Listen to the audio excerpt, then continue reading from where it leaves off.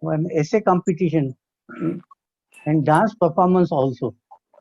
Acha. The varied nature. Some good singers will also be reciting Gandhi's prayer.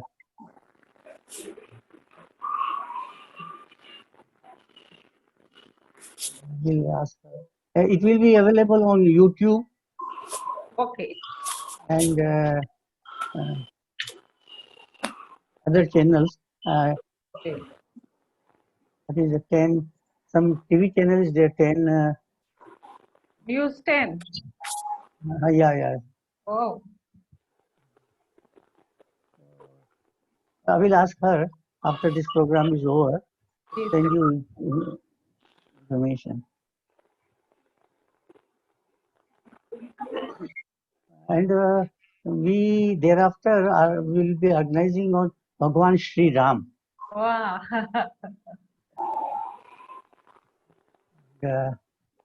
Most probably there might be enactment of Ram Leela also. Acha.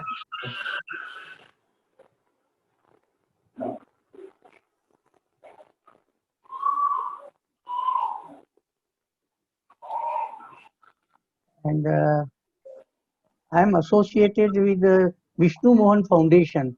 The Swami, he was there the other day in our program. Swami Sri Hari Prasad. So they plan to organize a seminar on devotional compositions of Adi Shankaracharya. Oh, good. Good. Devotional. Should we start? Yeah, we can start. Time is over. Yeah, 4 बज गया है. नमस्कार. नमस्कार.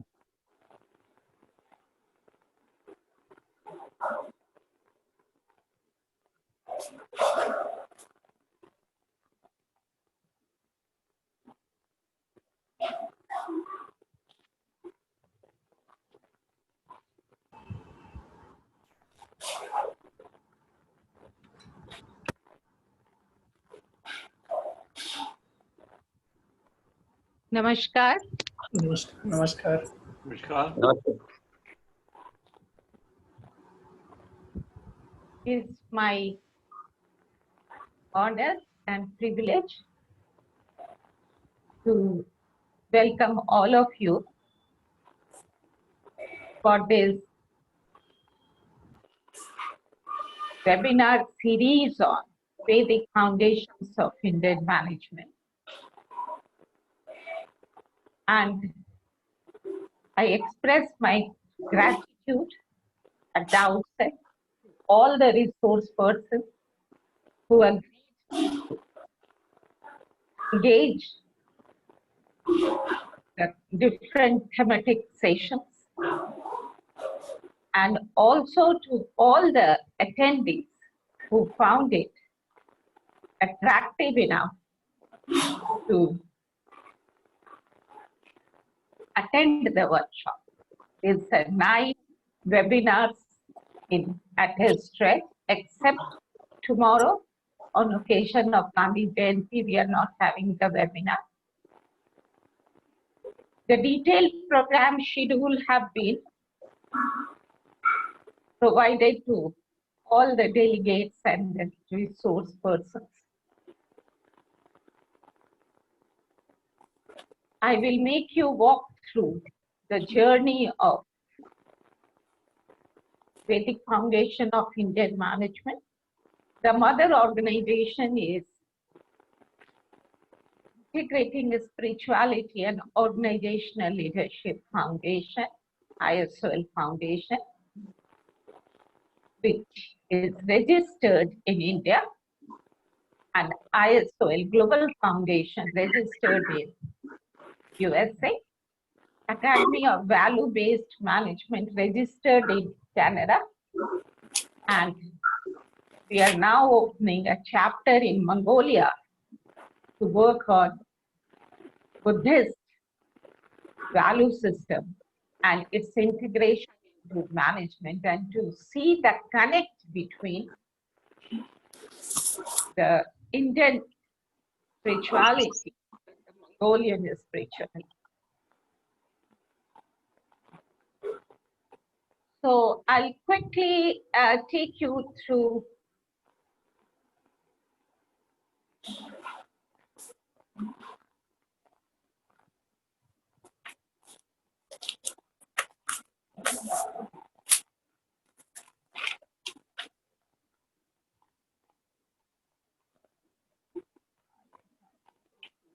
just a moment. I'm not able to share the screen.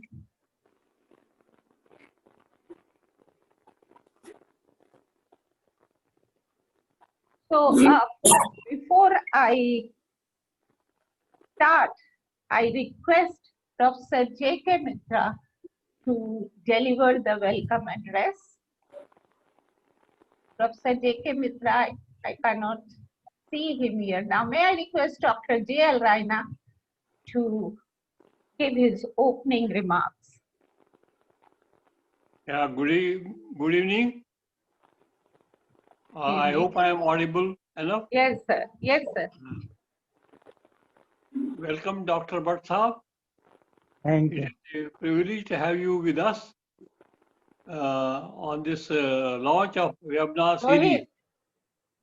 And अरे हमको मेरा screen I am sharing ठीक करो really वो कर नहीं पा रहे feeling honored to extend a warm welcome to one of our senior citizens. I am also a senior citizen, and today is fortunately the Senior Citizen International Senior Citizens Day.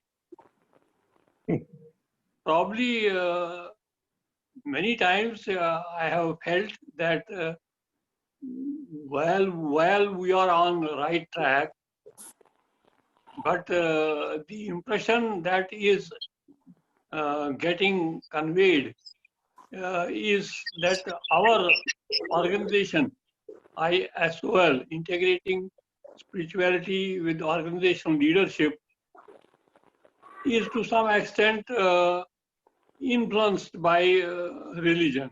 I have, firstly, at the outset, I would like to very, very clearly state that this is not so. Spirituality is something unique to India. And Vedic foundations, in fact, our country is based on Vedic foundations.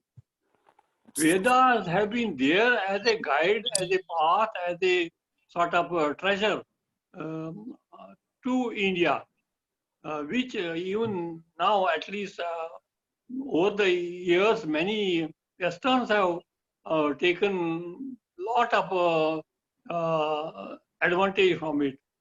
And we Indians are still struggling to impact our society with the Vedic situation. I have 3-point sort of debate. Actually, this is not supposed to be a lecture as Dr. Bhatt is supposed to take over, but I am only saying that I would like to clarify on 3 points that it is our assumption that Vedic values or Vedic systems are adaptable even now.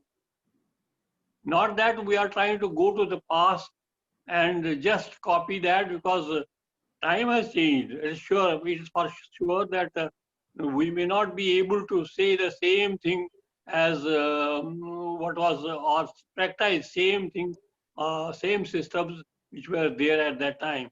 But surely enough, the foundation stones are there. They cannot get displaced. And therefore, we have to go with this first assumption and firm assumption that Vedic foundation are strong pillars for us in the country. And I would go to this extent that the gist of that Vedic foundation has permeated even to the village level, rural level. It's not only cities or some sort of a elite persons, elite scholars who are talking on this. The essence of Vedic system have been have permeated really throughout Indian culture. So this first assumption is that Vedic foundations have been there from time immemorial, and India is strongly on that. Only thing is maybe over a period of time we have forgotten, and we think that yes, it is there. Second piece, supposition which I am really feeling, that we, the senior citizens, have to pass on, because our society has been a Shruti concept based this thing. We are listening and then getting influenced. It is that is where the I mean, it is baton handing over, which normally takes place in races. That has got to be done from generation to generation. How that can be done? Probably such workshops or such webinars now can throw a lot of light on this, how this baton passing over can be done. And maybe the third thing is that while we are talking, all right, on Vedic foundations, all that, we have to catch the younger lot in a big way. Younger lot, I have been speaking over the years on this subject, which is really precious to me, and I consider it precious, at least from my own point of view, that younger lot, unless they get attracted to this, it is not possible to survive with just saying that there were Vedas and Vedas have sort of influenced us. We have to give them the difference between those Vedic time ages and now is that they want something practical. They want role models. They want to see that yes, these are strong principles. These are basic sort of principles which can influence us. Thank you. And those things we have to really impress on them. That how to do that. That again is the follow-up action that we should take after this webinar series is over.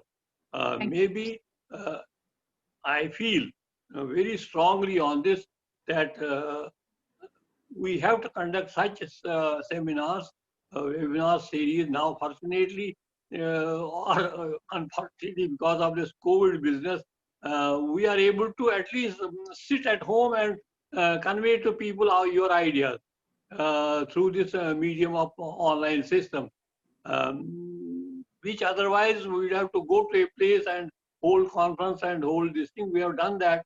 IOSL has been doing regularly such conferences, but right now the comfort of the home and the availability of the audience is ensured by this online system. So why not to take advantage of such a system and see that we really get benefited? Because I mean, all said and done, they were saying that Kali Yuga will be the end of the situation. Thank you very much. Thank you. Thank you. Yeah. Okay. Thank you, sir. I can see Mr. Krishna Kumar here, who can, from VF-4 group member. Professor J.K. Mitra is not here. So may I request Mr. Krishna Kumar to say a few words, and then I'll take to through the trajectory of VF-5.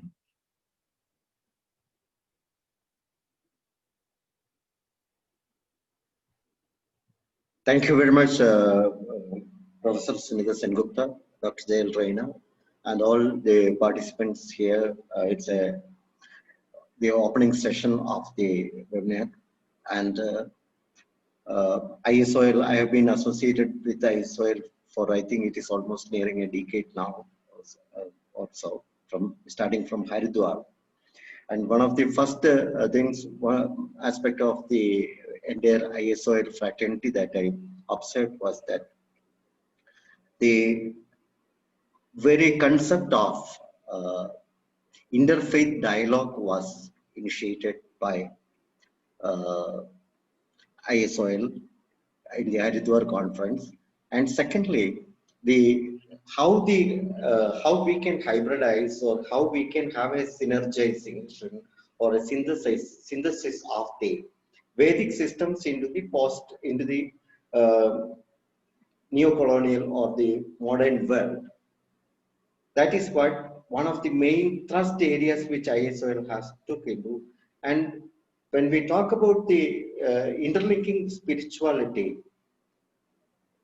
with the Vedic system, whether Vedic system is part of the religious philosophies or religious treatises, or whether the Vedic system itself is a branch of a separate stream of knowledge, separate knowledge system, is still a matter not yet arrived in the conclusive state. So we, as academicians, researchers, scientists, and sociologists, anthropologists, or whatever streams we belong to, each one of us can look at the Vedic system that is all together.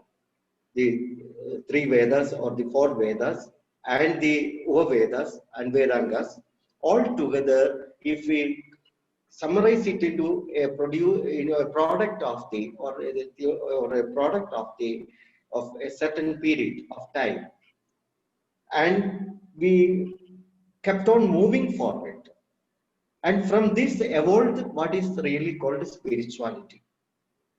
Spirituality is the culmination of the entire knowledge faculties in self, and it is a state of what you call metamorphosis of the self. And it is at this point that Professor Sengupta, Dr. J.K. Raina Sahab, Dr. Mitra, all have come together at the Vedic foundations of Indian management. And I hope that this will be a wonderful deliberation which will bring some solid material basis for future research and our own understanding and perceptions. Thank you all. And let's out to Dr. Sunita Sengupta. Thank you very much. I can see Professor Mohan Chandralal, who also have been associated with us since our first conference. Professor Lal, would you like to say a few words in a couple of minutes?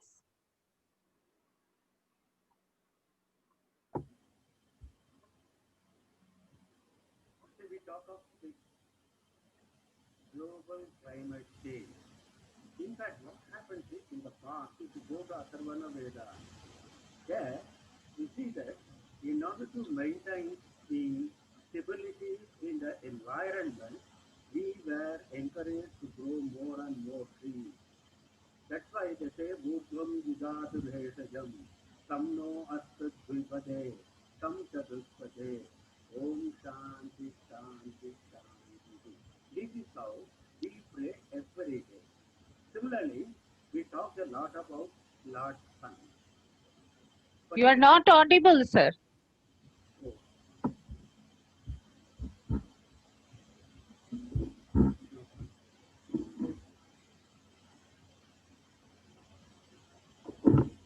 Yeah.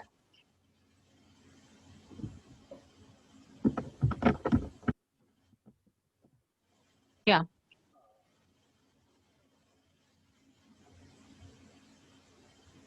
In the Rigveda mantra, we used to say this, Akvo Yitta Mayo Bhuvaha, Panavu Jedadatana, Maherana Yishakse, Yo Vashivatamorataha, Satyabhajayate.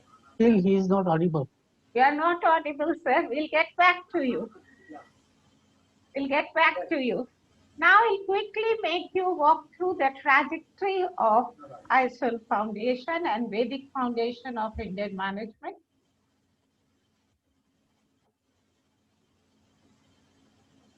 ISOL Foundation is an initiative exploring sustainability through spirituality.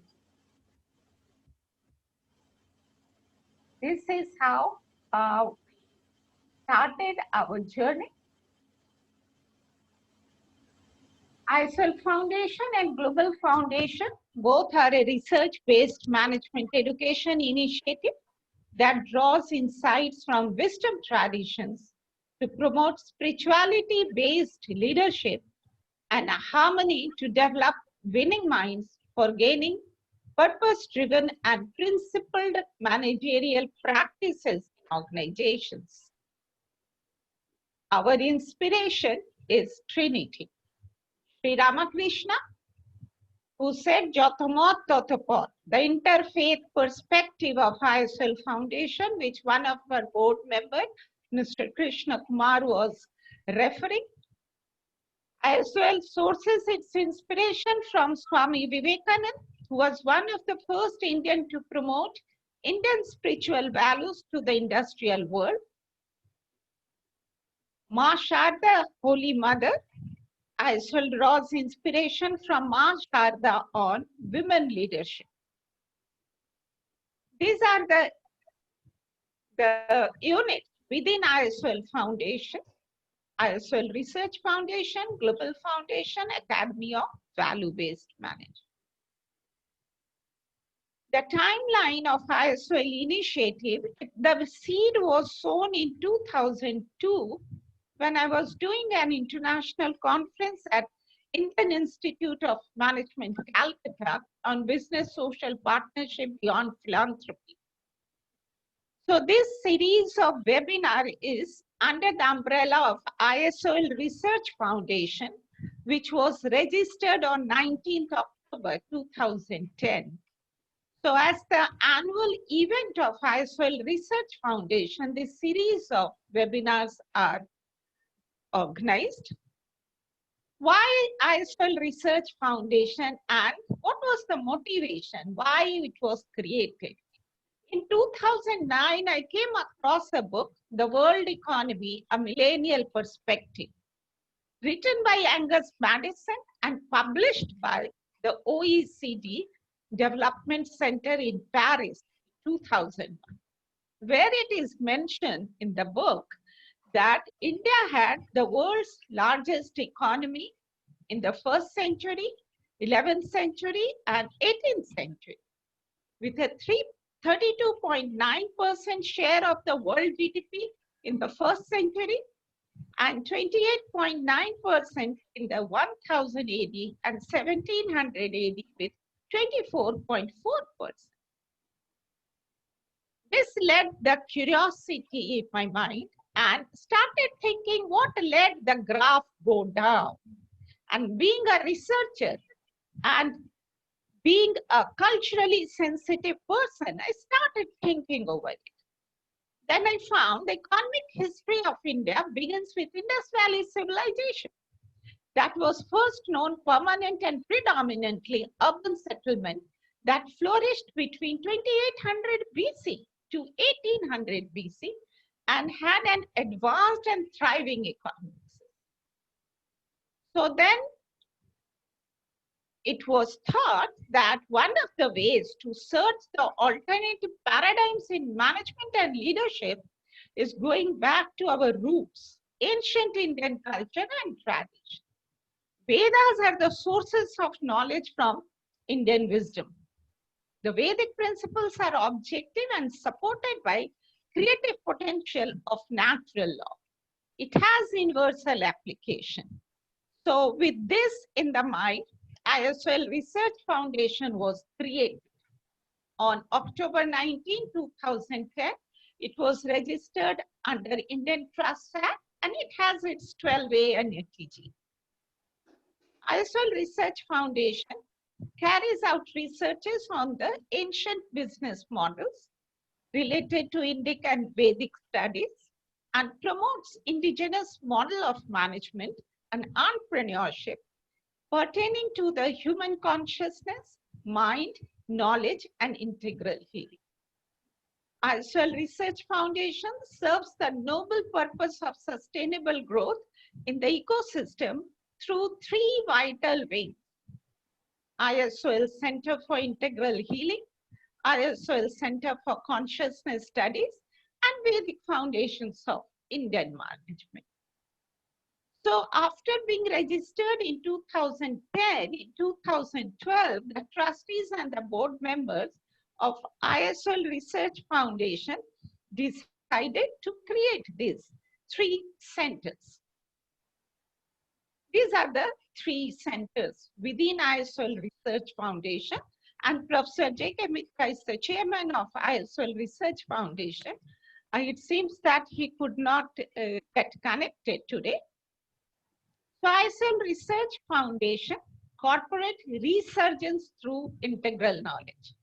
It has 11 research groups: Vedanta and Indic studies, Buddhist studies, Sikhism studies, Sri Ramakrishna and Vivekananda studies, Sri Aurobindo studies, Tantra studies for creative consciousness, Tagorean studies, Gandhian studies, literature and management studies, Sanskrit scriptures and management, the philosophy of art, sculpture, theatre, and music. These are the 11 research groups.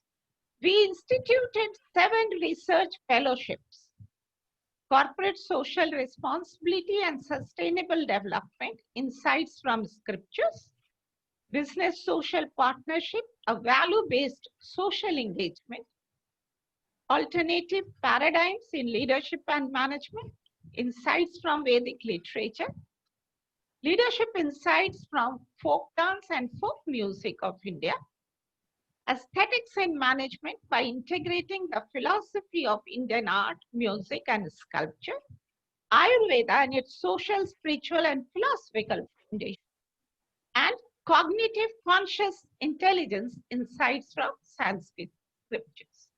So ISL Research Foundation works very closely with Sanskrit and Vedic studies, and the scholars who have been actively engaged in Sanskrit and Vedic studies become part of the ISL Research Foundation. So this series of webinars are planned under Vedic Foundation of Indian Management, where we say the power of Vedic values in modern management and enrich enterprises through spiritual values. This is what we have been talking and advocating and doing research. So Vedic Foundation of Indian Management, the journey started in 2012. And then we decided to organize one international conference on Vedic Foundation of Indian Management, along with one national conference on relevance of Vedic texts in modern management every year. The first conference was at Patanjali, with the University of Patanjali at Yogra. And the first national conference was in the Business School of Tejpur University. VFI, as we call Vedic Foundation of Indian Management, has been talking about throughout the journey at 2 levels: one on the basis of scriptures, another on the basis of spiritual personality. In 2013, a biannual international journal on Vedic Foundation of Management started, and it has now the support of ICSSR, who is now supporting the journal. These are VFI publications. The first volume of Vedic Foundation Indian Management is here, and then relevance of Vedic texts in modern management, and our journal. In 2013, Dr. J.L. Raina, in the memory of his late wife, constituted Nancy Raina Best Research Paper Award in Vedic Foundation of Indian Management to promote researches on Vedic Foundation of Indian Management. Dr. Raina, whose PhD itself was on Indian ethos in management. So being very passionate, this was the award instituted by our chairman. This is the VFI activities which we started and we have been doing with, collaborated with IIM Bangalore, IIT Roorkee, and lot many places. And finally, we in September 11 to 30 did it at the Oriental Institute, the University of Chicago, by commemorating 125 years of Swami Vivekananda Chicago lecture through organizing a World Congress on Vedic Foundations of Management Science. So there we announced the Compendium, and this is the task ahead. The pre-launch of the 18 volumes Compendium was done on September 11, 2018 in the World Congress on Vedic Foundation of Management Science at the Oriental Institute, the University of Chicago, while commemorating 125 years of Swami Vivekananda's Chicago. The 18 volumes will be completed in 2 phases, phase 1 and phase 2. So to start phase 1, I submitted a research proposal to ICSSR, and in December I got a research grant from ICSSR. And then we started working. My 2 scholars who are working with me in this project, Dr. Tahsin Mondal and Dr. Vimlesh Thakur, both are here today and both have been working hard for this webinar series. So these are the 9 volumes, and if you see the 9 webinars, each one is on the same topic. We are very much privileged and blessed to have Shri S.R. Bhatti, who is former chairman of Indian Council of Philosophical Research, who will today talk on fundamentals of education in ancient India, need to integrate in modern educational system. So ISOL webinar series is a step in that direction, where we have 9 webinars on various themes of 9 proposed values. We got a very encouraging response. Around 500 scholars from India and abroad registered for ISOL webinar series. From India, 24 states of India, coming from 95 different universities, 16 from central universities. The scholars from IIT, Kharagpur, Kanpur, Bombay, Roorkee, BHU, and IIM, Indore, Kashipur, Trichy are also amongst the registered scholars. We have international scholars from USA and Mongolia who are also attending the webinar series. They represent University of Georgia, the National University of Mongolia, Institute of Advanced Studies, USA, University of Humanities, Mongolia. The resource person for this 9-day webinar series, we have got a galaxy of resource person, and few of them I'm very much blessed they have joined us. Like I saw Raghavinder Singh ji, and I saw Pankaj Sinha ji, and many I saw who have joined today. So this is what we will be doing today. So now, without taking much of the time, I welcome all of you and I express my deepest regards. Let the noble thoughts come from all the directions. So today, Dr. Tahsin Mondal will be report here. And before I request Shri S.R. Bhatti to start his deliberation, I request Dr. Tahsin Mondal to say a few words, and then we'll request Shri Bhatti to start. Dr. Mondal? Yes, ma'am. Yeah.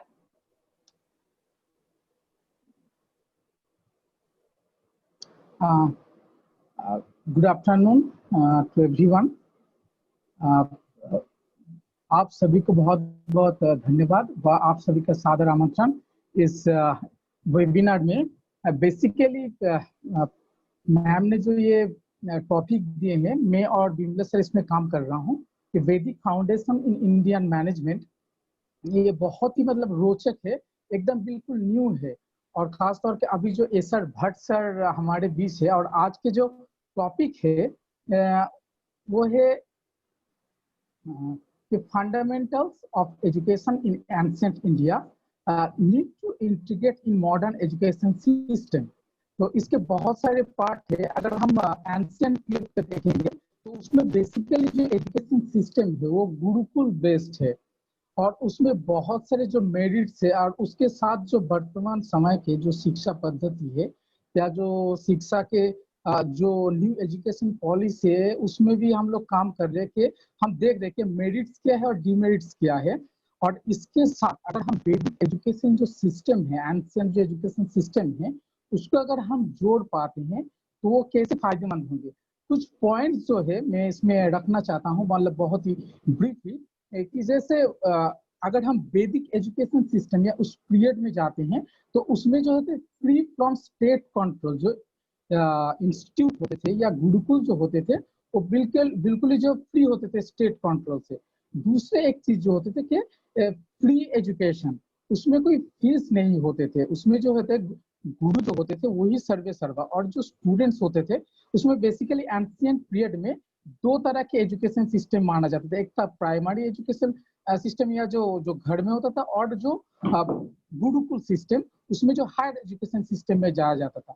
और इसमें देखा जाता था कि अभी बहुत सारे issues है, चैलेंज है, लेकिन गुरुकुल सिस्टम में सिर्फ एक स्टूडेंट्स को शिक्षित नहीं किया जाता था, उसके साथ साथ उनके जो चरित्र का गठन एक पूरा पैकेज होता था कि स्टूडेंट्स का व्यवहार कैसे होता था। वो गुरुकुल वहीं पे गुरुकुल में ही सारे स्टूडेंट्स को रहना पड़ता था, और गुरु वहां पे सिखाते थे कि कैसे व्यवहार करना चाहिए। हर चीज जो आज इस सोसाइटी में जो वैल्यू बेस्ड एजुकेशन सिस्टम की जो कमी है, हम खास तौर पे देखते हैं कि स्कूल्स में, यूनिवर्सिटीज में या कॉलेजेस में जो वैल्यू बेस्ड आज के जो खास तौर पे जब इंडिया के न्यू एजुकेशन पॉलिसी है, मैकले जो पॉलिसी है, उसमें जो है हम लोगों को सिर्फ नौकरशाही, मतलब एक आपको एजुकेशन दिया जाता है कि मनी बेस्ड एजुकेशन सिस्टम में हम लोगों को लाएगा। लेकिन हमारे जो वैदिक एजुकेशन सिस्टम था या परंपरा था वो बहुत ही मतलब हाईली था। उसमें एक कोई भी स्टूडेंट्स जो होते थे वो उनको सिर्फ उस चरित्र का भी गठन करते थे, और उस वैल्यू बेस जैसे अयो निज पढ़ो वेति गणना लघु चेतसम उदार चरितानम तो वसुधैव कुटुंबकम। ये जो सारे थिंकिंग है, ये वैदिक और उपनिषदिक जो थिंकिंग है कि पूरे जो विश्व है वो कुटुंब की तरह है, या हम सब एक मिल के चलते हैं। अगर हम सब एक साथ कोशिश करते हैं मिल के चलने की तो एक बहुत अच्छा सोसाइटी ये हम लोग स्थापित कर सकते हैं। और खासतौर पे ये आज समय का भी ये डिमांड है कि जो जितने भी मॉडल वैल्यू जो डाउन हो रहा है सिस्टम से, किसी भी एजुकेशन सिस्टम का लक्ष्य यही है कि एक बहुत अच्छा सोसाइटी बनाना। ठीक है, इसमें एंड में मैम ठीक है, thank you. Thank you. Now it's my honor and privilege to request Sri S.R. Bhatt जी, जो खुद ही संस्कृत के एक प्रकांड विद्वान हैं और जिन्होंने इस फील्ड में, मैं यही कहूंगी, बहुत कंट्रीब्यूशन किया है, और जिनको भारतीयता जिनके दिल के करीब है और जो इसी में जीते हैं, श्री एस.आर. भट्ट जी। नमस्कार सर। नमस्कार। Thank you professor Sunita Singh Sengupta ji and Dr. Raina ji. I deem it a privilege to talk to the audience on fundamentals of Vedic system of education and its contemporary relevance. Indian mind has been very fertile, and right from antiquity it has been engaged in nominal pursuit of knowledge. Knowledge has been regarded as the most significant and also sacred enterprise to be undertaken by a human mind.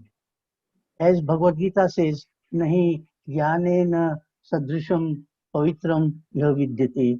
So knowledge has always been the goal of human endeavor.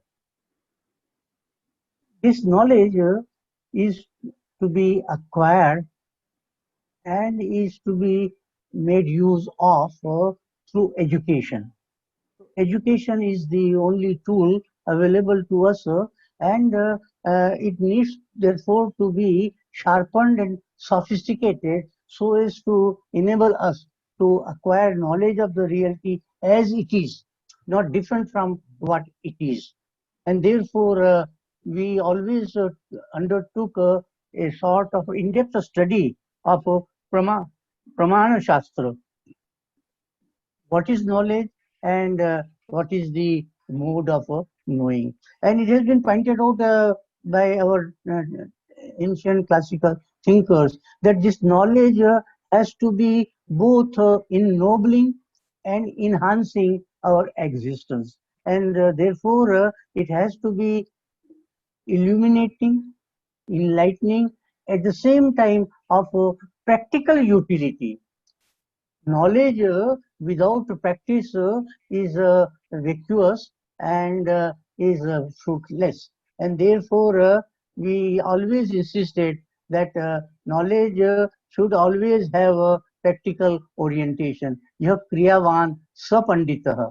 A knowledgeable person is one who is having engagement in practical day-to-day life and how to lead that life in a meaningful way. Jnanam bharam kriya vina. So without practice, knowledge becomes a burden. Now, this knowledge has been pursued right from antiquity in Indian cultural horizon, and we have its first known historical apparition in the Vedic literature. Veda itself stands for knowledge. Veda does not mean any sort of sectarian religious understanding. Ved means knowledge, knowledge of the reality as it is, so that we can make our life better and better, more and more perfect. So knowledge, therefore, is also therefore enhancing our existence.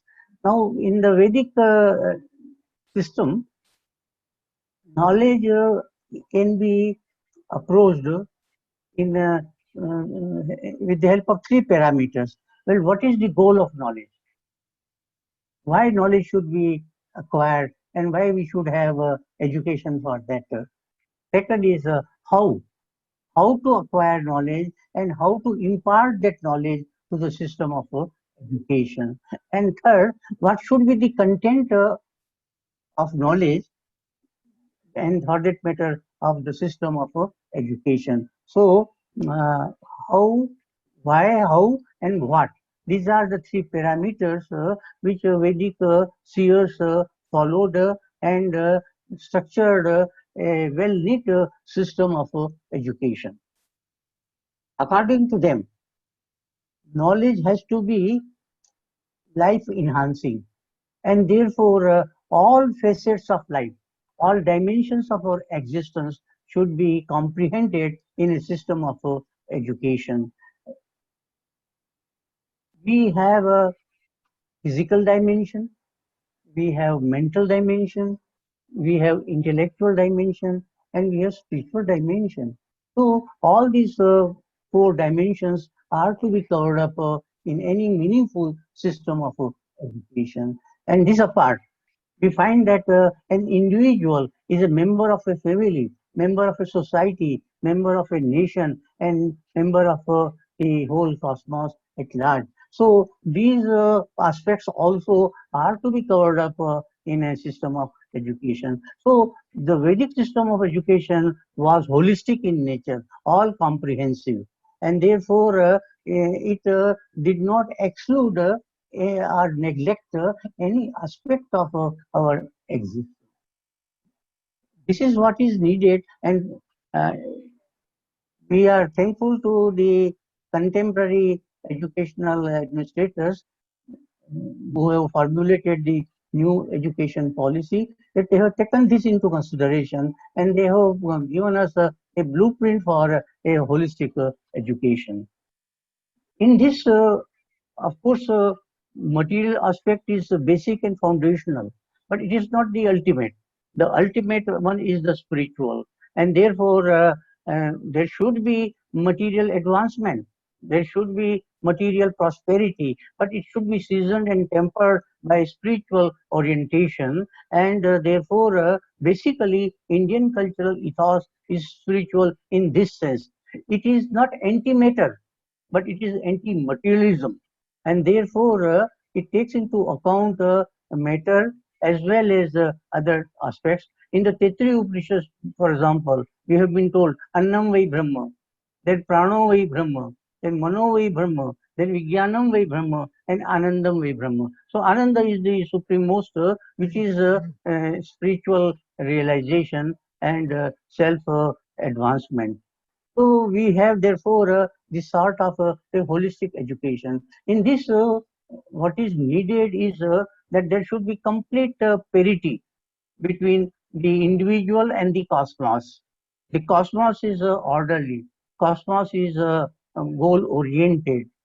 It has a purpose to realize, and therefore the individual life also has to be equally orderly, goal oriented, and we therefore should know what is the meaning of our life and existence and how we can realize that meaning through the means of education. Education therefore is the most efficacious instrument available to human mind for self realization. Now here it is insisted that we should have a feeling of togetherness. This is most important aspect of Vedic wisdom, that we have some Vedadam, some Vedatam, etc. is there, Samanasya Sukta is there. So together, feeling of togetherness, so that there is always mutuality, reciprocity, mutual caring and sharing, and it should not have any sort of jealousy. So ma vidvishavahe. Let us not be jealous of each other. So mutual support rather than jealousy, cooperation rather than competition. Well, it's not that who comes first and who comes at the lower rank. Well, that's not the purpose of education. Education has to touch each and every individual and has to enhance the life and existence of everyone. Well, the motto is Mayur Bhava Janiya Devyam Jana. So we have to cultivate humanity and thereafter divinity in us. The purpose of education, according to Vedic seers, is not to bring out learned people, but human people who have divine characteristics, who have Devi Vritti, and who do not have any sort of evil tendencies or Asuri Vritti. And therefore, in the Vedic scheme of education, it has been emphasized that we must have Maitri with a sort of friendship with each and everything, not only with human beings, but also with all living beings and with nature also. So this is a universal friendship that has been inculcated in us. Mitrasya chakshusa sarvai samikshamahi. We should look at everyone with the eye of a friend. So this sort of friendship, and we should have the feeling of compassion also, so that if someone is suffering, we should come to the help of the person who is suffering, and if someone is happy, we should also rejoice in the happiness of others. So Maitri, Karuna, Mudita, and Upeksha, these were the four values inculcated in the Vedic scheme of education, and they have been highlighted in the Yoga Sutras by Patanjali and also by Lord Gautama Buddha in his Buddha Vachanas. So we have therefore a goal-oriented scheme of education in the Vedic system. Well, the goals, so therefore, are something which are of universal wellness. Sarva Bhuta Hita. This is the ultimate objective, so that through education we not only enhance our individual existence, not only transform our individual existence, but there should also be social and cosmic transformation. So education, of course, has to be informative, no problem. We have to be informed of the nature of reality within and reality outside, but it should also be transformative, not merely informative, but should also be transformative. Indian mind has been at once both intuitive as well as argumentative. Intuitive in the sense that it consists in intuitive apprehension of the real nature of reality, understand reality as it is. So it is through intuition that we can have a proper understanding of the nature of reality. Technically, we call it as iksha, sadaksha, iksha. Iksha means to know the reality as it is. But human being is liable to err, and therefore the Vedic seer says that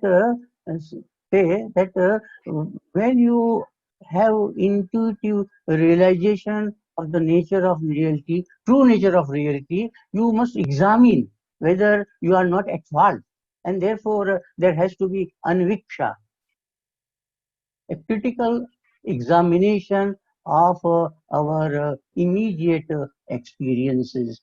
And in this anviksha, we can also take help of other fellow beings and may have a critical evaluation from others also. So pariksha, iksha, anviksha, and pariksha. Uh, in a different way, we can also say iksha stands for shravana. To know, shravana is not just to listen. Shravana means to have a direct realization. Rishya tattva drashtarah, mantra drashtarah. So this that sort of drashti, that darshan is shravana. And in this process, we can take help of others' iksha also. So that is meant by shravana. We, of course, we therefore take shruti in a very wide sense, not mere listening or just understanding the text verbatim. Then after Shravan we say Manana, which means Anviksha, critical examination of whatever we have apprehended about the nature of reality. And then we have to put it to practice also. Nididhyasana. So otherwise, Jnanam Bharam Kriya Vina. So life has to be reformed as per the knowledge that we acquire. Reality is at once both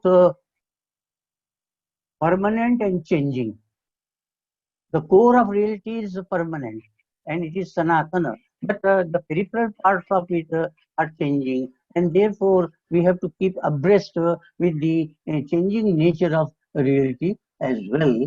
And therefore, in our tradition, we have talked of yuga dharma, one dharma in one yuga and another dharma in another yuga, and therefore the changing nature of reality also has to be given due credence. We have therefore the objective of education in Vedic system is to realize the true nature of reality. For this, we say that we worship fire, Agni. Agni stands for Agnimide Purohitam. Agni stands for Agre Nayati, one which takes us ahead. Ahead means more and more perfection, and therefore Agni therefore is always regarded as Purohita, and whenever a disciple seeking knowledge from a preceptor would take Agni in his or her hand. We call it as Samit Pani. So the concept of Agni has been given great significance, and the objective of Agni is that it leads us from Asatoma Sadgamaya, Tamsoma Jyotirgamaya, Mrityurma Amritagamaya. We have a very interesting parable in the Rig Veda, say parable of say Angirasas searching for cows. Cow stands for knowledge, for wisdom. And the story is like this, that cows are lost, and the Angirasas are searching for the lost cows, and that search is known as Gau-eshna, Gaveshna. Gaveshna means search for knowledge. So that story is says that in fact the truth is lost, or as Isavashopunisha says, Hiranyamayana patrena satyasya apihitam mukam. The truth is hidden, and therefore we request the Lord to unveil the truth. So this sort of Gaveshna has been the search for knowledge. This has been the perennial enterprise of the Vedic seers. And in fact, for that, they insisted that our intellect should be sharp. So we have the Gayatri Mantra, Diyo Yona Prachodayat. And then our mind also should be pure. Tanme Mana Shiva Sankalpa Mastu. So that the pursuit that we undertake for acquisition of knowledge, for translation of knowledge into practice is not vitiated. Therefore, the goal that has been put forth is something which is very unique. In fact, the seer of Yajurved says about our Indian culture, Sa Prathama Saraswati Vishwavara. Vishwavara. It is primitive, no, very ancient. And let me quote Macaulay for that about the antiquity of Indian wisdom. Very interesting point in his minutes he says. And he says, many centuries before Christ, when the people of England were still wearing raw skins, that is, they were savages, on their painted bodies, raw skins on their painted bodies, and roaming wildly in forest. They were all foresters, not civilized. Even in the remote antiquity, Indians had attained a high degree of civilization. So Macaulay, who is uh, not very much appreciated for introducing that British system of education, he acknowledges the fact that India was the most civilized country of the world. And similar statements have been made by many, even unbiased Western scholars. So the Vedic wisdom, which is most primitive, is Vishwavara. It is something to be emulated by the entire world. So the idea, for example, we have three guiding principles of a civilized human life. There is Sahavasa, Sahanavatu, Sahavasa means peaceful coexistence, Sahakara, Sahaviryam Karvavai, Sahakara, cooperation, and Sahabhoga, mutual caring and sharing. The Vedic seer says that Kevalagau Kevalagi Bhavati, one who enjoys the fruits of one's action by oneself without sharing it, well, is the most sinful person. And therefore, Isavashopunisha, which is the 40th chapter of Yajurveda, finds out that tena tyaktena bhunjitaha, whatever result accrues from your enterprises, you first renounce and then enjoy. Not that first you enjoy and then renounce. So, or in a symbolic way, whenever we eat food, we take out a part of it for cow, for crows, for dog, etc. And then we eat. First we renounce and then we enjoy. So tena tyaktena bhunjitaha. So this is the value system that was inculcated in ancient India by the Vedic seers. So we find that in this whole enterprise, there are preceptors and there are inquisitive disciples. A disciple is always inquisitive.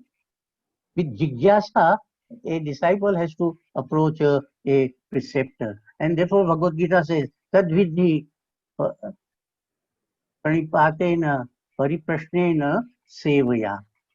By humility, by bowing down, so that with a feeling of receptivity and but with a questioning mind, pariprashnena. Well, it's not a dogmatic approach to education. Well, if there is a jigyasa, then there can be questioning and cross-questioning also, so that doubts are removed and in real knowledge is acquired. But then sevaya, well, one has also to be in the service of the precept. This sevaya implies that it was a Gurukul system. And in a Gurukul system, there was no necessarily government support. The ruler, the kings, could have given donations, but that is not needed. And there was no government interference and also no interference in the management of the Gurukula. The Gurukula was financially self-sufficient. The disciples may go to the villages, surrounding villages, and ask for alms. So we say Bhiksham Dehi, like that. Alms could be sought, but it is not mandatory that every family has to give some alms or the other. Those who can afford may give alms. Those who cannot may not give alms. But alms, this is only for it has twofold purposes. It makes the disciples self-employed and also Gurukula self-sufficient. And then the disciples are also go around for say gathering fuel for burning of earth, etc. Well, all these that means it was a life-oriented education. Value-oriented, of course, it was. But basically, values are meant for betterment of living, and therefore it was life-oriented education. And therefore, we have a holistic system of this education. A clear distinction was drawn between the material aspect of life and the spiritual aspect of life. Development of material and also enhancement of the spiritual. And therefore, two types of vidya have been prescribed, Paravidya and Aparavidya. So, but both of them should be pursued in togetherness. Ishavasyopanishad says that Vidya and Avidya both are to be resorted to. Vidya mrityum tetva, avidya mrityum tetva, vidya amritam asnute. So we should cater to the needs of body, but we should also cater to the needs of the soul. And therefore, but there is no antagonism between the matter and the soul. The unity is an organic whole in which you have the total organism and you also have multiple organs. Each organ has its own place, its own role, its own function in the total organism. So there is perfect coordination. There is sort of a coordination, a sort of a cooperation, and therefore we always insisted that the individual and the society are mutually complementary, and therefore they don't have to be at cross purposes. This is the idea that has been say mooted by the Vedic seers, and therefore we have a clear distinction in our value pursuits.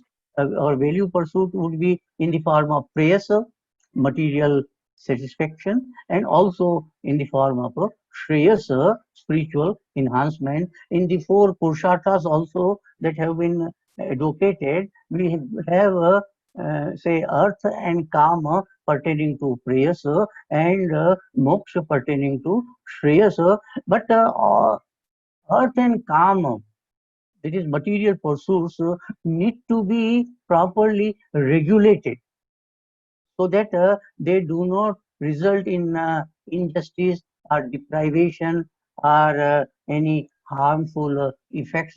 And therefore, dharma is put forth as a regulating principle. In fact, dharma has triple functions in the Vedic scheme of education. Dharma is that which sustains, which upholds our existence, which preserves our swabhava, our nature from being distorted. So, dharana dharmityahu dharmena dharite prajaha. But dharma is also the regulating principle, and therefore in the Mimamsa system, dharma has been defined as Chodana Lakshano Artho Dharma. It tells us what is to be done, what is not to be done, what is Ishta, what is Anishta, what is Artha, what is Anartha, what is Sadhya, what is Dussadhya, and so forth. So it is regulating principle, Dharma. It regulates Artha and Kama so that Artha does not become exploitative and Kam doesn't become Kamachara. And dharma also is life enhancing, and therefore it liberates us from all finitude, all imperfections, and therefore yato abhyudaya nishre siddhi sa dharma. So these triple facets of dharma have been described in the Vedic literature. So it was the education was dharma oriented and life-based. Of course, education should enlighten us, and therefore it must have the two poles of teacher and taught. But it was not exclusively either teacher-centered or pupil-centered or even learning-centered. There has to be a symbiosis of all the three. It could be learning-centered, so that we must learn something so as to enhance our existence, and that learning can be imparted through teacher. So the role of teacher has been emphasized. The guru is there. Guru literally means one who removes darkness and leads us to light. But the guru is also an acharya, and so that he is a role model. And in Taittiriya Upanishad, in Shikshavalli, it is very clearly stated the, the Antevasina, the inmate in the Gurukula, is told in the departing convocation address by the teachers that you follow only the virtues which are in us, not the vices which might be there in us. And therefore, it is always the Acharya is one who puts forth Acharana, the way of life, virtuous way of life on the basis of right understanding of the nature of reality. And therefore, it is said, Satyam Vada. First is Satya, most important thing, Satya, to know the reality as it is and to practice it as it is, not to deviate from truth. So, Satyameva Jayate Nanritam. We have not to deviate from truth. Truth alone will emerge victorious in the end. So we have Satyam Vada Dharmam Chara. We have to follow the path of virtues and avoid all vices. So this the Shikshavalli of the Taittiriya Upanishad, in fact, is a remarkable document of what should be the nature of education. Now, in this system, we find that both the teacher and the disciple should be following vigorously certain virtues, and that is known as vrata. They must be vratadhari, rigidly adhering to the path of dharma. And for that, Sanyam was insisted on, some sort of a rigorous way of leading life with austerity and simplicity. Even the princes of those times who would be in Gurukula were leading very simple life. So high thinking and simple living, that was the motto of a Gurukul system. In this scheme of education, of course, role of a teacher is there, but there are certain qualifications prescribed for a teacher. A teacher has to be well versed in one's own discipline. There can be multiple disciplines because we have multiple facets in our existence. And the number of these disciplines may go on increasing. Earlier we had Chaturdash Vidyasthanas. We had 4 Vedas, and then we had 4 Upavedas, and then 4 Vedangas, and so on and so forth. Professor Rena has made a reference to the Vedangas. Well, Shiksha is one of the Vedangas, important being Kalpa, Nirukta, Chandra, Vyakarana, Jyotish. But we can have a multiple number of increasing Vidyasthanas. There is no limit to that. There is explosion of knowledge. In fact, terrible explosion of knowledge has taken place and will take place in future as well. And therefore, there is no limit to disciplines or knowledge tradition. Multiple knowledge traditions could be there.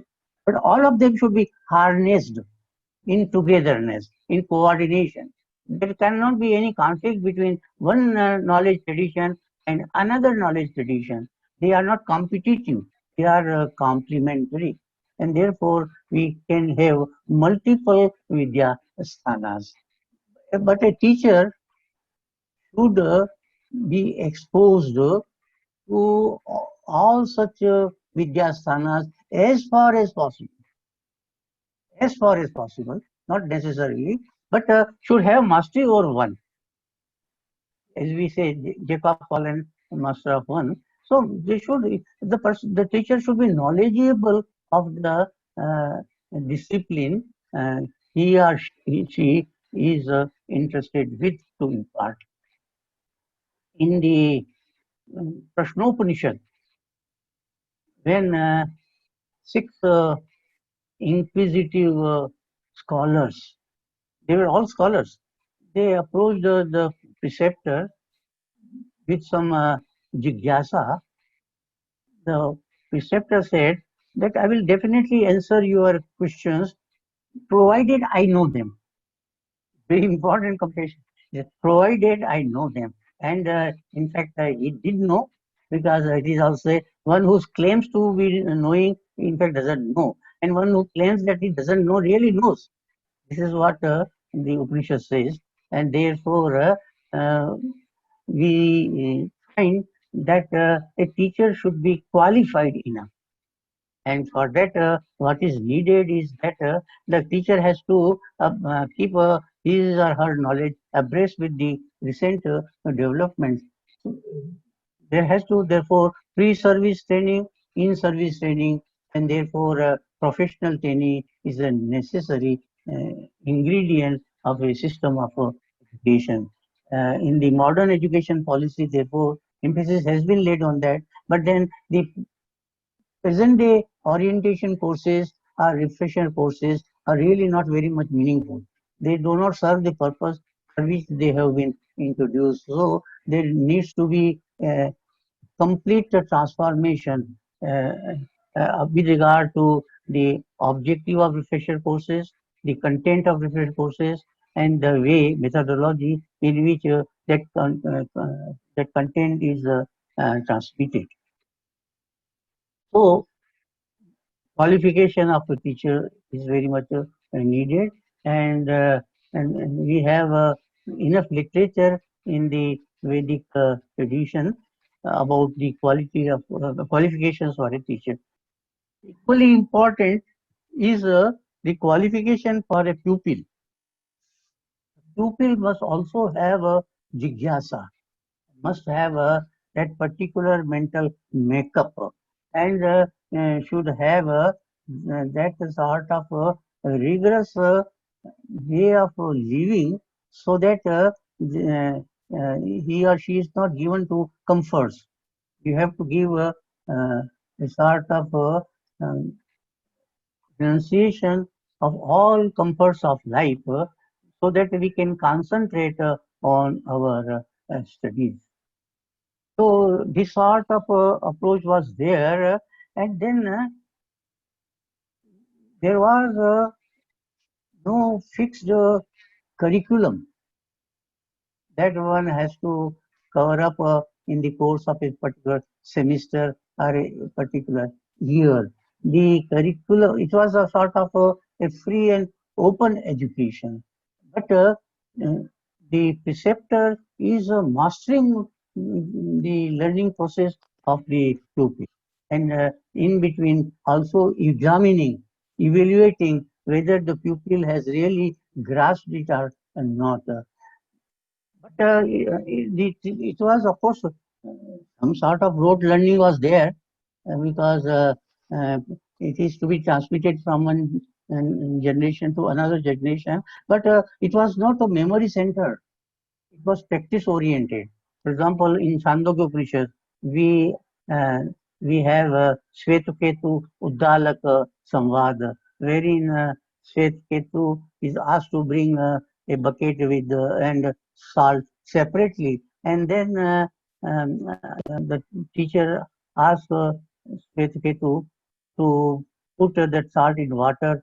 Water gets it gets melted away, and then next morning, the, the teacher asked Shvetketu, Uddalak asked Shvetketu, you look for that, you search for that salt which you had put in the water, and he says, oh, it is not available. That means, so this is how, what is the nature of ultimate reality? Oneness, fundamental unity of all existences. Oneness of, this is how oneness is, this Ekatma Bhav is translated, is inculcated in the pupil.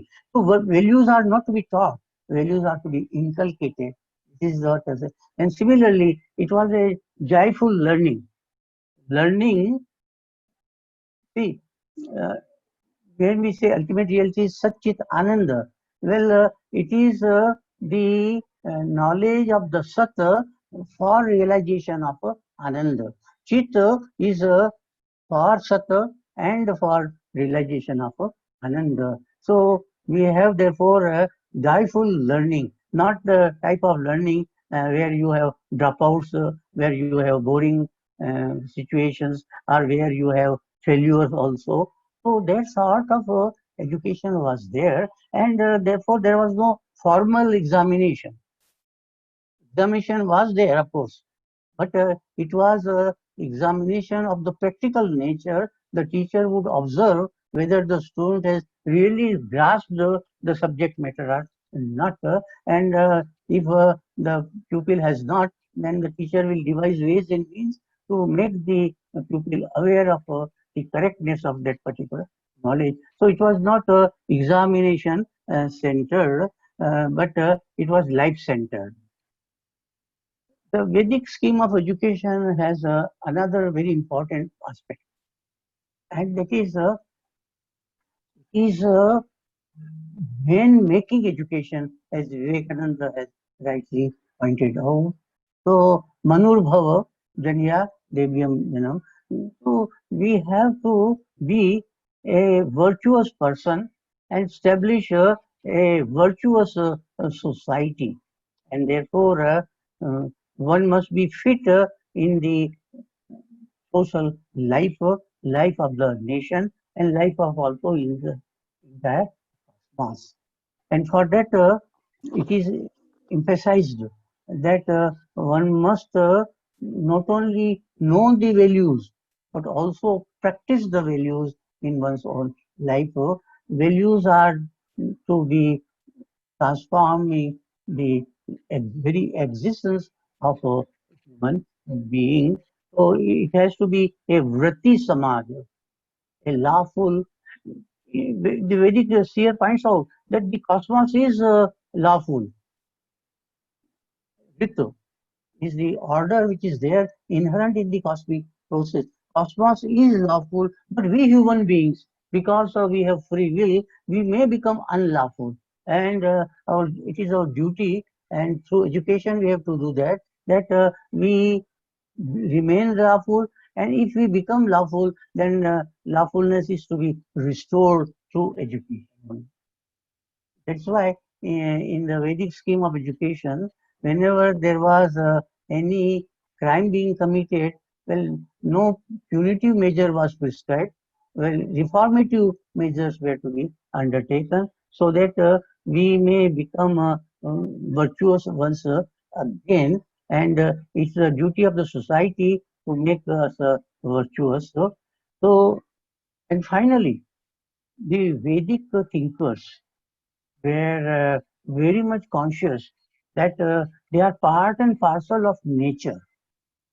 A Gurukula was situated in the lap of nature, and our life was in harmony with nature. It is there are two type of resources we have to cultivate for a life worth living. One is the human resources through education, through vidya, and other is the natural resources. The natural resources are equally important, and therefore we have to worship nature with obligation, with some sort of feeling of say reverence. We therefore call Prithvi as Mata. Mata Bhumi Putro Am Prithivyaha. Earth, our nature, is resourceful, and it has all possible resources for enhancement of our life. We use the term Vasudha or nature. Nature is full of splendors, and therefore, if we have judicious understanding of the utilization of the resources of nature, if we are not given to greed, but only cater our needs, as Gandhi used to say, then nature has enough for all of us. But therefore, we should have a judicious approach to nature. As regards management of human beings through education and management of nature, the Vedic seers very much emphasize they use two terms for management with regard to nature, and it is they say yoga and kshema. These two terms in couple are used in Vedic Samhitas. They are also used in the Upanishads. They also occur in Bhagavad Gita. Yoga Kshema Vahamyaham. So yoga and kshema. Yoga means we must supplement to the resourcefulness of nature, and we must protect it. Nature has a capacity of what can be called as a additive quality. You can tremendously enhance the resourcefulness of nature. Well, this is the task of science and technology. Through science and technology, we enhance the resourcefulness of nature. But then you have to see to it that yoga, that enhancement should be for wellness. It should be for hita and labha. Hita and labha are the guiding principles in the Vedic scheme of management. And therefore, this yoga is a supplementation, what we may now call as renewable capacity of nature, renewable resources development, and kshema, protection, so that the resources are not depleted, they are not polluted, they are not in any way undermined, and therefore kshema is also very much needed. Nature has the inherent capacity of self-regulation. If there is any mutation, if there is any perversion, nature has that ability to rectify. The self-rectification is there, inherent in nature. But then we should not prevent or come in the way of the self-rectification of nature. And therefore, for example, when we say that if you cut a tree, you must first plant 10 trees, so that there is no loss of this natural capacity of giving oxygen to us. So this is what is very much needed. And then another guiding principle which Vedic seers have pointed out in respect of management, it should not only be yoga and kshema for sake of hita and labha, also be with sanyama. So asteya and aparigraha. Asteya means not to usurp what legitimately belongs to others. And aparigraha means use only that much which we need and leave the rest for others. Others means others of the same generation, intergenerational, or coming generation, intergenerational. Vedic seers very much emphasize the need to be fulfilled by the coming generations. They should not be deprived because some of the natural resources are limited, exhaustible, but we must use them in such a way that the coming generation are not deprived of that. So this is the type of management that was being inculcated in the Vedic system. And in all this, the ultimate goal, the summum bonum of life was Ananda. Yatri Upanishad says, Raso Vaisa, Rasam Velabhva Puman, Anandi Bhavati. All human enterprises are for sake of enjoying, for sake of getting joy and spreading joy also. Not just enjoying, but spreading joy. For example, we have very meaningful words like kala. Kam anandam lati, but kala is also for kam yatanoti, one which spreads anand, kam anandam. So it is the joy, and you can have ananda provided you overcome your finitude, you overcome your imperfections, and therefore Chandogya in the Chandogya Upanishad is said that where there is imperfection, there cannot be bliss. Yadve bhuma tat sukham nalpe sukham asti. So our ultimate aim should be realization of bliss, bliss not of an individual. That is a happiness. A clear distinction is drawn between happiness and bliss. A bliss is that which is universal, which is all pervasive, in which everyone can partake, in which there is no deprivation. In a artistic exhibition, well, many people can partake and enjoy, whether it is a musical concert or a poetry recital and so forth. It is shareable. Materialistic pursuits are not shareable. If I enjoy sweet, others are deprived of it. If I enjoy some material comfort, others are deprived of it. But that's not the case with spiritual enjoyment. Spiritual enjoyment is shareable, and it is this shareability which has been emphasized by the Vedic seers. We have in the Vedas Madhu Vidya. Madhu Vidya, Madhu Vatarite, Madhu Ksharanti Siddhava, etc. Well, there is joy in nature. We must enjoy the joyfulness of nature. And we must have acceleration of that joy so that no one is deprived of that. So everyone should be free from suffering. Sarve bhavantu sukhina, sarve santu niramayaha, sarve bhadranu pashyantu, ma kaschit dukbhag bhavet. This has been the motto, and therefore we always talk of not aham but sarvam. For education is not for individual selfish development, but for individual transformation, and through individual transformation, social and cosmic transformation. We say that Pinda and Brahmanda, the individual and the cause. Well, we do not entertain any antagonism between individual and society. There is a thing like individualism and collectivism. Well, it is an organic whole, and that organic whole stands for total unity of the entire reality in which we are a part and a parcel, and we have to contribute to the well-being of the totality, and in the well-being of the totality, well-being of each and every part also is accommodated.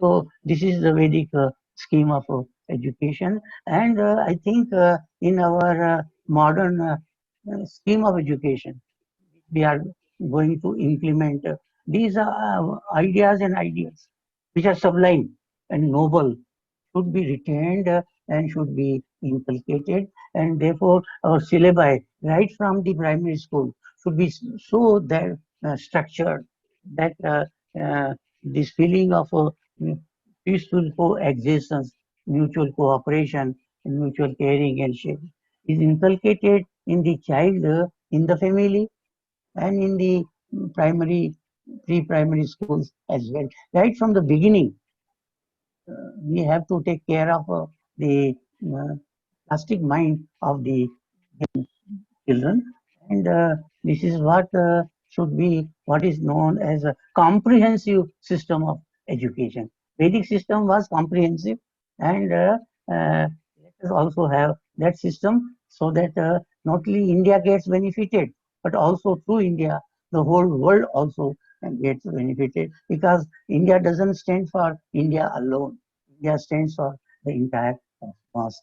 Indianness is not a narrow concept. It's a healthy, constructive, and comprehensive concept. So let Indianness, what we Vedic CS card is that Arya. We have to be Arya. Means we have to be noble and civilized person. Then Pranamanta Vishwar, let the whole world be turned into an Arya. Then only the world will be a nice place to live in, wherein there will be no conflict, no competition, no exploitation, no any sort of deprivation. Thank you. Thank you, sir. Thank you. Thank you, sir, for such a comprehensive deliberation on ancient education system and enlightening the audience and all of us. Now I request Dr. Tahsin Mondal, who is the reporter for this session, to take up that. There are 3 questions that the participants have said. Dr. Mondal, are you here? Yes, ma'am. Take up the questions also, and then. So thank you, ma'am. जो भी participant है, आप लोगों के अगर कोई जिज्ञासा या क्वेश्चन है सर से, यहाँ दिया है। हाँ, ओके मैम, तो आप लोग उसमें मैसेज कर दीजिए। 3 क्वेश्चंस दिख रहे हैं यहाँ। हाँ, 3 क्वेश्चंस दिया है। Yes ma'am.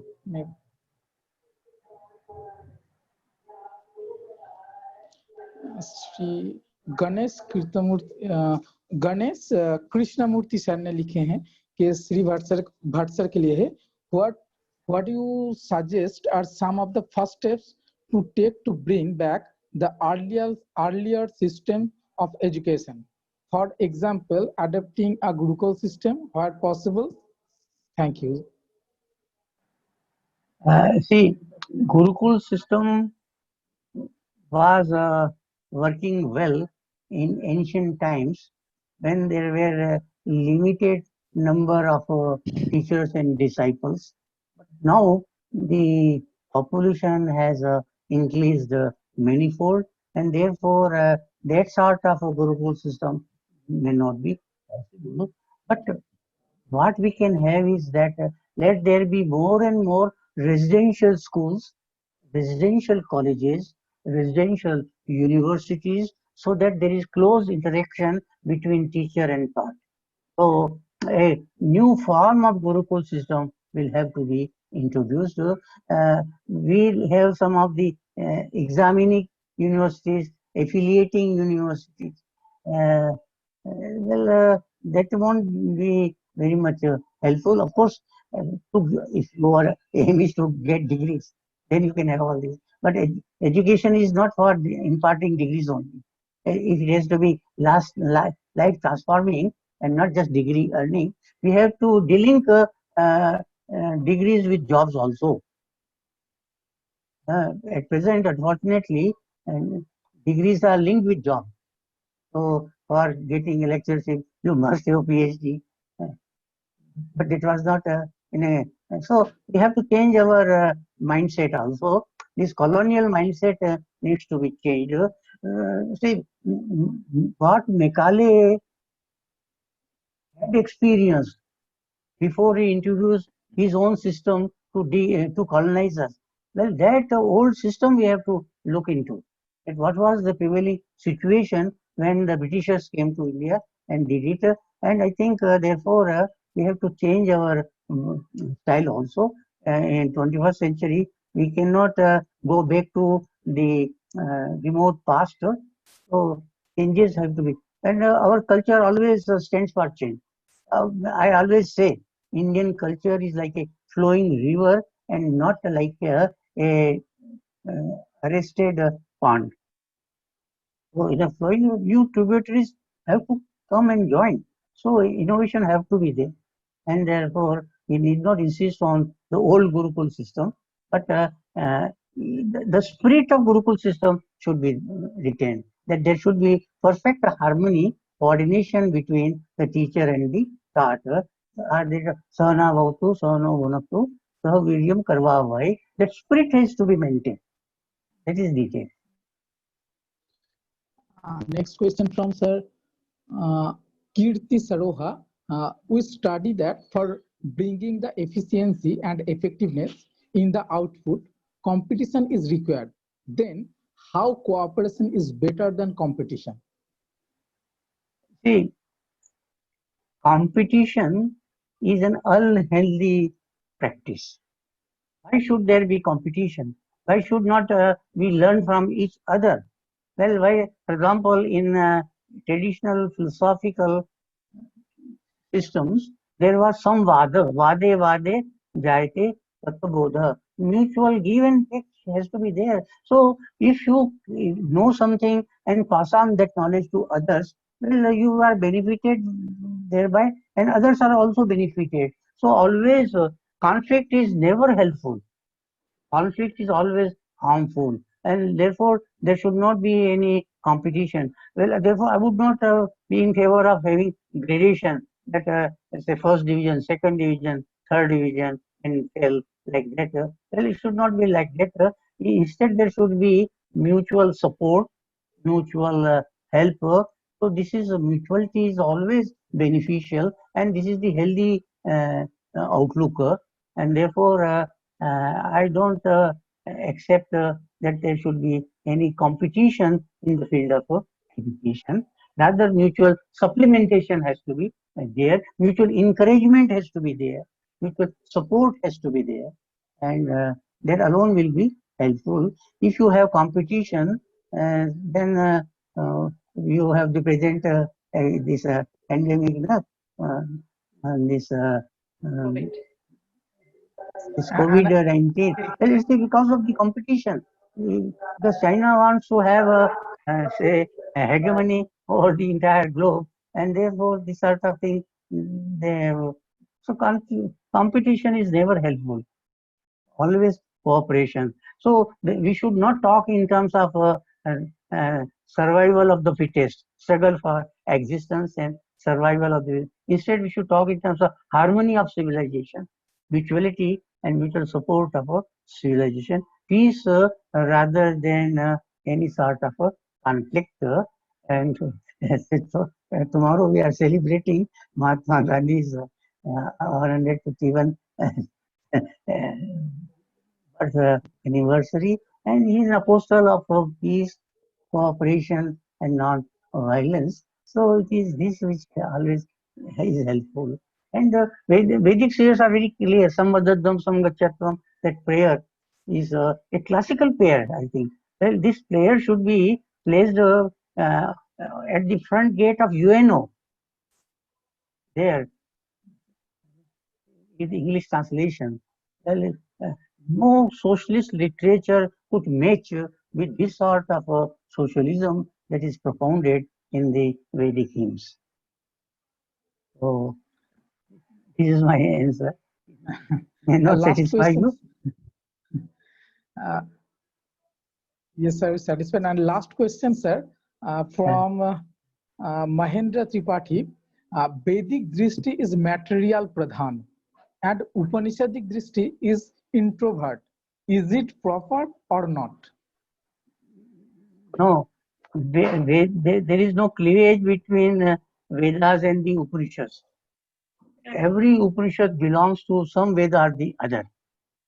For example, Isavasya Upanishad belongs to Yajurveda. This is the 40th chapter of Yajurveda. So Upanishads are in fact a culmination of the Vedic wisdom, and you should not think of any cleavage or antagonism between Vedas and the Upanishads. And in Vedic literature, we have a symbiosis of the material and the spiritual. They are not at conflict. Matter is also necessary part of it, and matter is the stepping stone for spiritual realization. Spiritual realization is the summit. So we have to begin with the stepping stone and reach to the summit. Both are valuable, because if there is no stepping stone, how can you reach to the summit? So like a ladder, first step is important, the last also is important. And after reaching to the last, you don't throw away the ladder, because if you want to come down, then you have to make use of that ladder. That ladder is needed, but you should not carry the weight of the ladder. That's the point.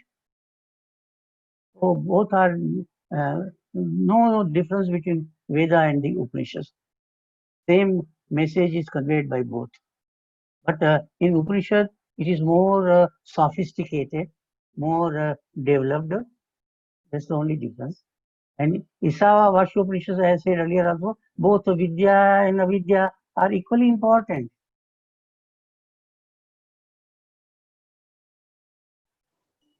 Thank you, sir.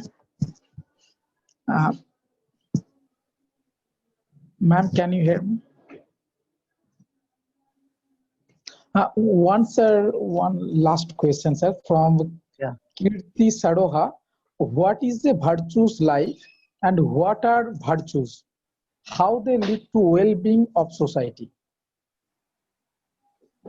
Anything which is conducive to well-being is virtue. And this well-being is not individual well-being, but total well-being. So any thought, any feeling, any belief, any practice which is of this nature, that is conducive to total well-being, is a virtue. Anything which is detrimental to this, harmful, which leads to pain, misery, suffering, etc., is vice. So virtue and vice are opposite in nature. One is helpful, the other is harmful. This is the dividing line between the two. And definitely we want wellness. No one would like to have illness.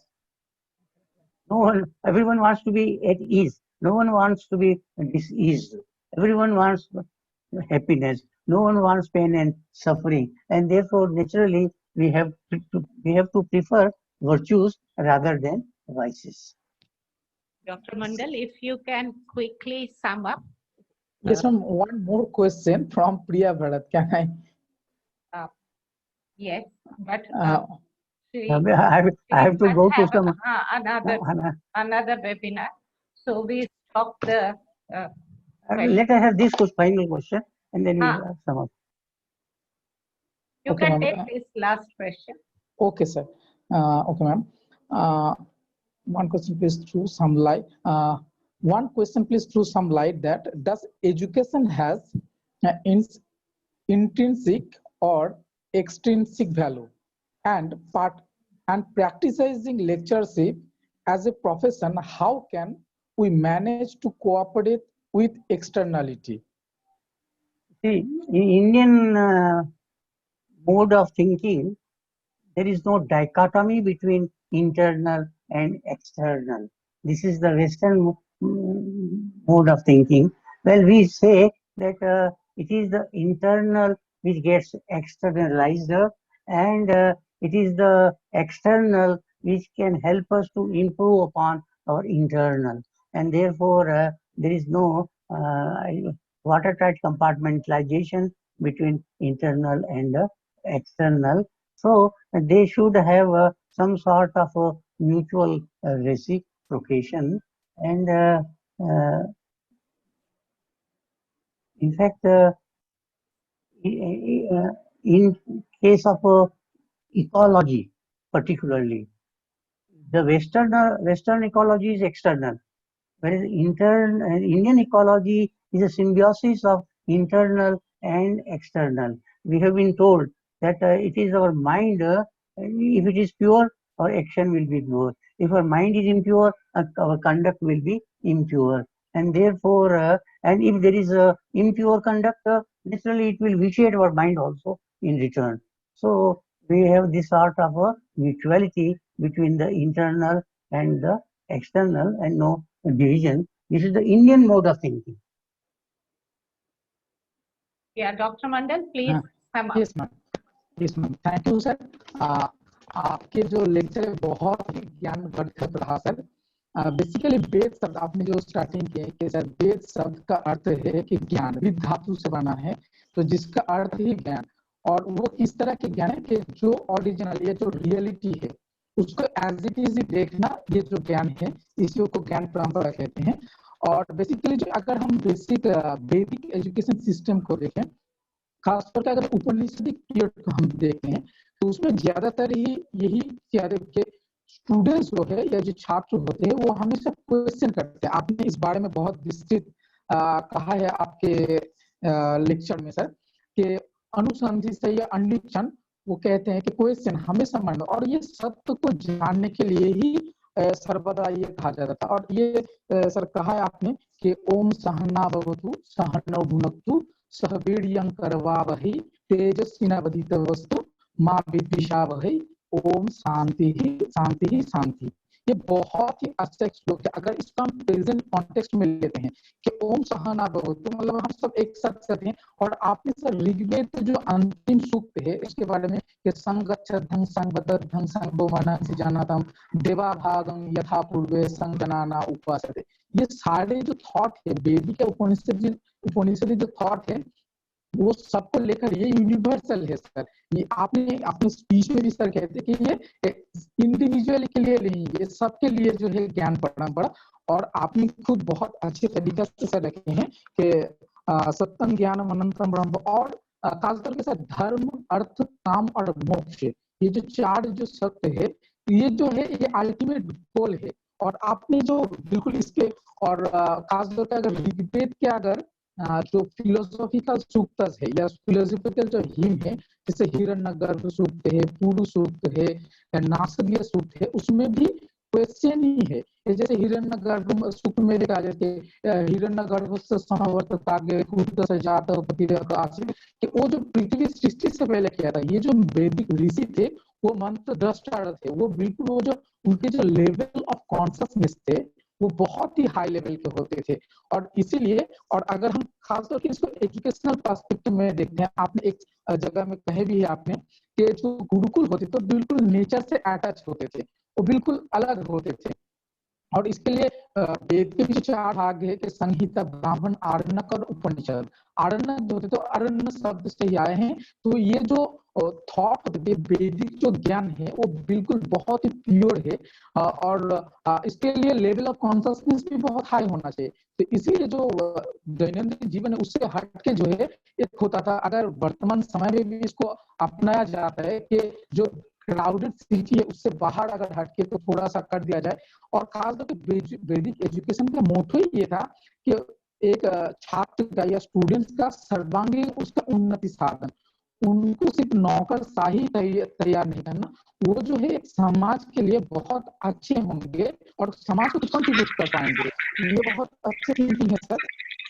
और sir आपने और भी कहे कि सत्यम वद धर्मम चर और सत्यमेव जयते नान्यतम, सत्य को ही जानना. अगर हम जैसे कठोपनिषद को देख ले, यम और नचिकेता के जो संवाद है सर, उसमें भी देखा जाता है कि यम किस तरह के क्वेश्चन, और उनके जो क्वेश्चन है वो मैटेरियलिस्टिक नहीं है, वो जो है अमरता को, मृत्यु को जानना चाहते हैं और उससे कैसे पार किया जा सकते हैं। और ये सारे उपनिषद को अगर हम देखते हैं, गार्गी मैत्रेय संवाद, जितने भी संवाद है वो बिल्कुल ज्ञान परक है। इसके मतलब ये नहीं है कि वेद जो है वो मैटेरियलिस्ट या भौतिक जगत के भी ज्ञान नहीं देते, बिल्कुल हमको देते हैं, लेकिन वो जो अल्टीमेट जो गोल है हमारे लाइफ का, आपने जो लास्ट में कहा कि रसो वैसा अर्थात आनंद, जैसे अगर कहा जाए भाई कैसे आनंद के कैसे प्राप्ति होते हैं, जैसे अगर कोई शिकंजे पीते हैं उसमें काली मिर्च, नींबू, शक्कर, पानी सब मिक्स होते हैं, अगर पूछा जाए कि उसके टेस्ट किया है तो वो जो होता है इनडिस्क्राइबेबल। तो आनंद जो है किसी के जब रसानुभूति होंगे या जब उससे आनंद प्राप्ति होंगे तो वो इनडिस्क्राइबेबल होते, उसको आप व्यक्त नहीं कर पाएंगे। वो एक ब्लिस होता है, मतलब ब्लेसिंग्स होता है कि फील होता है कि यही अल्टीमेट गोल था।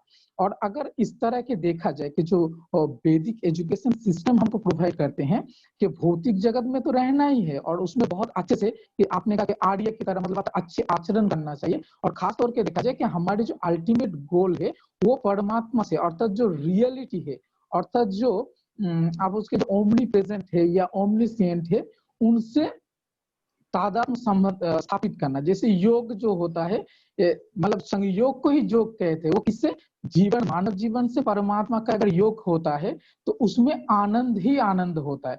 अगर ये साधन हो जाते हैं योग के द्वारा या वैदिक नॉलेज के द्वारा, तब इंसान में एक तादात्म्य स्थापन, किसी में भेदभाव भी दिखने को नहीं मिलेगा। वो कहेंगे कि अयम आत्मा ब्रह्म, अयम आत्मा ब्रह्म, और यही तरह की जो सब में वननेस, किसी में कोई भेदभाव नहीं होगा। और यही एक एजुकेशन की बहुत अच्छा खासियत है। और खासतौर पर आपने तैत्तिरीय उपनिषद की शिक्षावल्ली के बारे में कहे हैं, जो वैदिक एजुकेशन किस तरह से मतलब डेवलप फॉर्म में थे, वो भी हमें देखने को मिला, आपसे सुनने को मिला। खासतौर के प्रश्नोपनिषद है, छात्र का ये क्वालिटी होते है कि वो क्वेश्चन पूछे, वो हमेशा उनको जानने की इच्छा हो। और वैदिक एजुकेशन सिस्टम या गुरुकुल एजुकेशन सिस्टम में छात्र जो क्वेश्चन पूछते थे वो बिल्कुल वो गुरु जी जो होते थे वो उनको जवाब देते थे, उनके मन में कोई भी संदेह नहीं रहता। आपने कहा कि गुरु को आचार्य भी कहते हैं, कि आचार्य जो होता है वो आचार्य व्यवहार सिखाते हैं, आचिनोति बुद्धि, उनको बुद्धि भी देते हैं हर तरह की। और वो कौन सा बुद्धि है, वो एक जो है आपको बहुत जो भौतिक जगत से ऊपर जो जिससे जो परमात्मा है उस तरह की मतलब उनके तरफ हमको ले जाते हैं। और आपने योग, क्षेम और सारे चीज, और उनके साथ भी जो है अस्त्य अपरिग्रह जितने भी है यम नियम, ये सारे चीज जो स्टूडेंट्स को मानना चाहिए। और खासतौर के आपने सर एक जगह और भी कहा कि नेचर जो है उसके साथ वैदिक लिटरेचर का हम पढ़ेंगे तो उसमें नेचर के साथ ऋषि का बहुत गहरे संबंध रहा है। आपने खुद कहा कि क्षमा करें, पृथ्वी शुक्र मैं जाना है, मैं आपसे आज्ञा ओके ओके सर, चाहूंगा। आप बस हाँ? कंक्लूड। आप बहुत बहुत सर धन्यवाद आपको आपकी बहुत बहुत सर, धन्यवाद। बहुत धन्य- धन्यवाद सर, बहुत बहुत धन्यवाद। तो हाँ, हम लोग यहीं पे मैं तो सुनना चाहता था लेकिन दूसरा नहीं नहीं, वेबिनार है कोई। हाँ हाँ, ओके, यहीं पे हम लोग समाप्त करते हैं। कल फिर 4 बजे मुलाकात होगी और कल दूसरे। तो मैं बिजी हो जाऊंगा आपके जी दूसरे सर, वाले में, जी सर, जी सर, और थैंक यू, कभी मैं ज्वाइन करूंगा। बहुत बहुत धन्यवाद। बहुत और मैंने मैनेजमेंट के ऊपर एक पेपर लिखा है, जी सर, उसकी कॉपी मैं आपको भेजूंगा, जी sir, Indian theory of management. जी सर। हमारा जर्नल है, उसके लिए ही भेज दीजिए, हम नहीं, लोग ऑलरेडी वो पब्लिश्ड है। थाईलैंड से पब्लिश्ड है। अच्छा, कोई नहीं, पढ़ूंगी फिर जरूर। Thank you sir, thank you. तो सभी का बहुत बहुत धन्यवाद। और doctor Mandal, I think you have covered almost all the thing. Thank you ma'am. और आपको भी मैम बहुत बहुत धन्यवाद कि इतने ज्ञानवर्धक सेशन रखने के लिए और इस तरह के टॉपिक में चूज करने के लिए। और सभी का बहुत बहुत धन्यवाद। कल हम लोग 4 बजे फिर मिलेंगे नए topic. Thank you, thank you. धन्यवाद।